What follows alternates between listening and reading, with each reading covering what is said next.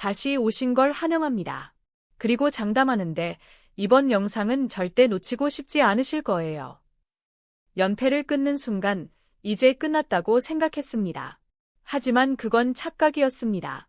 페퍼저축은행은 다시 패했고 마치 지는 법을 다시 배워버린 팀처럼 무너졌습니다. 이 패배는 전술의 문제가 아니었고 운이 없어서도 아니었습니다. 프로라고 부르기 어려운 경기력의 연속, 그리고 팬들마저 고개를 돌리게 만든 장면들이 이어졌습니다. 공격은 완전히 읽혔고 리시브는 붕괴됐으며 같은 실수가 반복됐습니다. 한 세트도 아니고 두 세트도 아닌 경기 내내 아무런 해답 없이 끌려가는 흐름이었습니다.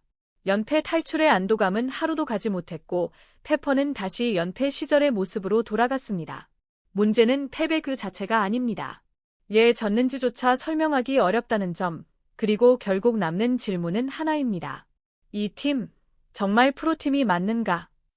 이번 영상에서는 페퍼저축은행이 왜 다시 무너졌는지, 연패 탈출 이후에도 바뀌지 않은 것은 무엇이었는지, 그리고 이 팀이 어디로 향하고 있는지 짚어보겠습니다. 1세트는 IBK기업은행의 25대 16 완승으로 끝났지만 내용적으로 보면 페퍼저축은행의 자멸에 가까운 세트였습니다. 경기 초반부터 페퍼는 공격의 실마리를 전혀 찾지 못했습니다. 조이의 공격은 IBK의 블로킹에 연달아 막혔고 탈출을 시도할수록 선택은 조급해졌으며 정확도는 급격히 떨어졌습니다. 여기에 박은서의 반복된 범실까지 겹치면서 스스로 만든 기회를 스스로 걷어차는 장면이 계속해서 나왔습니다. 1세트에서 나온 페퍼의 실수들은 단순히 7점 차 이상의 타격이었습니다. 공격이 막히자 리듬은 완전히 끊겼고 세트 중반 이후에는 표정과 움직임에서 조급함이 그대로 드러났습니다. 박정아의 부진도 뼈아팠습니다. 1세트 단 1득점, 공격 성공률 10%, 공격에서 힘을 보태지 못하자 선택지는 자연스럽게 조이에게 쏠렸고 그 조이마저 막히면서 페퍼의 공격 루트는 사실상 봉쇄됐습니다. 반면 IBK기업은행은 화려함보다는 상대의 실수를 차분히 받아먹는 경기를 펼쳤습니다. 빅토리아, 최정민, 킬켈라가 나란히 4점씩 올렸고 육서영도 3점을 보탰습니다. 폭발적인 공격이라기보다는 페퍼의 흔들림을 침착하게 흡수한 결과였습니다. 결국 1세트는 IBK가 압도해서 가져간 세트라기보다 페퍼가 실책과 결단력 부족으로 스스로 무너진 세트였습니다. 하지만 2세트는 분위기가 달랐습니다. 1세트에서 주춤했던 페퍼저축은행은 끝까지 버텼고 듀스 접전 끝에 26대 24로 세트를 가져왔습니다. 가장 큰 변화는 조이의 공격 성공률 회복이었습니다. 1세트에서 IBK 블로킹에 고전했던 조이는 2세트에서는 과감한 코스 선택과 빠른 판단으로 공격 흐름을 되살렸습니다. 2세트까지 총 16점을 기록하며 확실한 해결사 역할을 해냈습니다. 조이가 살아나자 페퍼의 공격 전개도 자연스럽게 넓어졌습니다. 박은서 역시 안정을 찾았습니다. 초반 실수로 흔들렸던 1세트와 달리 2세트에서는 침착함을 유지하며 7점을 올렸고 세트 후반 중요한 순간마다 득점을 보태며 흐름을 이어갔습니다. 박정아와 시마무라도 득점에 가세하면서 공격 부담이 조이 한 명에게만 쏠리지 않도록 힘을 보탰습니다. IBK기업은행 역시 쉽게 물러서지 않았습니다. 빅토리아를 중심으로 맞불을 놓으며 점수 차를 좁혔고 2세트 후반은 양 팀이 한 점씩 주고받는 치열한 접전으로 이어졌습니다. 듀스 상황에서 조이의 결정적인 공격이 다시 한번 페퍼 쪽으로 흐름을 가져왔고 결국 집중력을 발휘한 페퍼저축은행이 2세트를 마무리했습니다. 하지만 3세트에 들어서자 분위기는 다시 급격히 뒤집혔습니다. IBK기업은행이 25대 17, 큰 점수 차로 주도권을 되찾았습니다.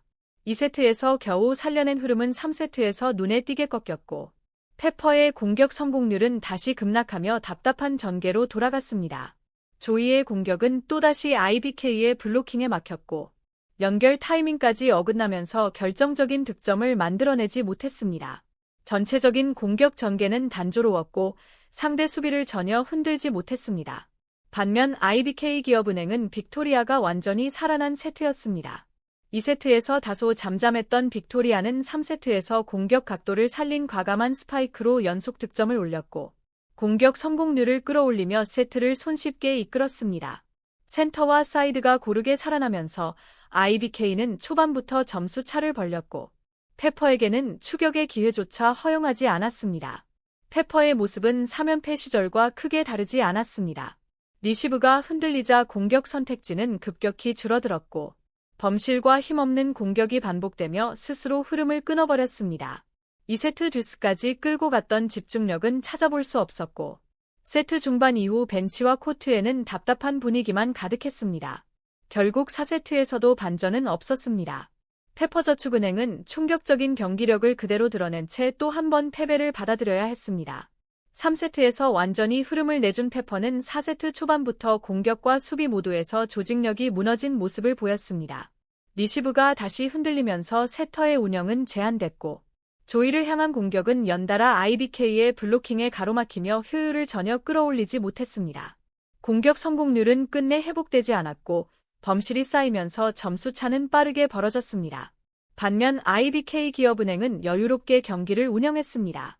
빅토리아를 중심으로 한 공격은 꾸준히 이어졌고 센터와 양쪽 사이드를 고르게 활용하며 페퍼의 수비를 계속 흔들었습니다. 큰 위기 없이 점수를 차곡차곡 쌓아갔고 세트 중반 이후 사실상 승부는 결정됐습니다. 페퍼는 교체 카드로 분위기 전환을 시도했지만 이미 흐름을 바꾸기에는 역부족이었습니다. 연패 기간 동안 반복됐던 답답한 경기 양상이 그대로 재현됐고 요욕은 점점 떨어진 채 끝내 흐름을 되찾지 못하고 세트를 내줬습니다. 연패 탈출을 향한 기대감은 너무나 짧았고 페퍼저축은행은 또 한 번 뼈아픈 패배를 떠안게 됐습니다. 이 경기는 단순한 1패가 아니었습니다. 페퍼저축은행이 다시 같은 자리로 돌아왔는지 그리고 연패 탈출이 반등으로 이어지지 않았는지를 명확하게 보여준 경기였습니다. 가장 큰 문제는 거의 아무것도 달라지지 않았다는 점입니다. 공격은 여전히 조이에게 과도하게 의존했고 조이가 막히는 순간 팀 전체가 함께 무너졌습니다. 리시브가 흔들리면 세터의 선택지는 사라지고 공격은 단조로워졌으며 범실은 눈에 띄게 늘어났습니다. 이 장면은 9연패 기간 동안 반복됐던 모습과 정확히 겹칩니다. 이번 경기는 분명히 보여줬습니다. 연패를 끊는다고 해서 구조가 바뀌는 건 아니라는 사실을 말이죠.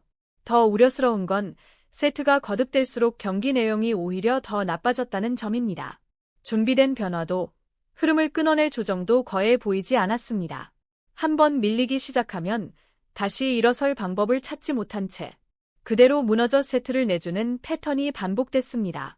이제 페퍼저축은행은 분명한 갈림길에 서 있습니다. 이번 패배를 또 하나의 과정으로 넘길 것인지 아니면 진짜 구조적인 변화를 시작할 것인지 선택해야 할 시점입니다. 조이에 대한 의존도를 어떻게 낮출 것인지, 리시브와 수비를 안정시키기 위해 어떤 결정을 내릴 것인지, 그리고 무엇보다 이 팀이 어떤 방향으로 가야 하는지 이제는 분명한 답을 내놓아야 할 때입니다. 시청해 주셔서 감사합니다. 좋아요와 구독 버튼 누르는 거 잊지 마세요.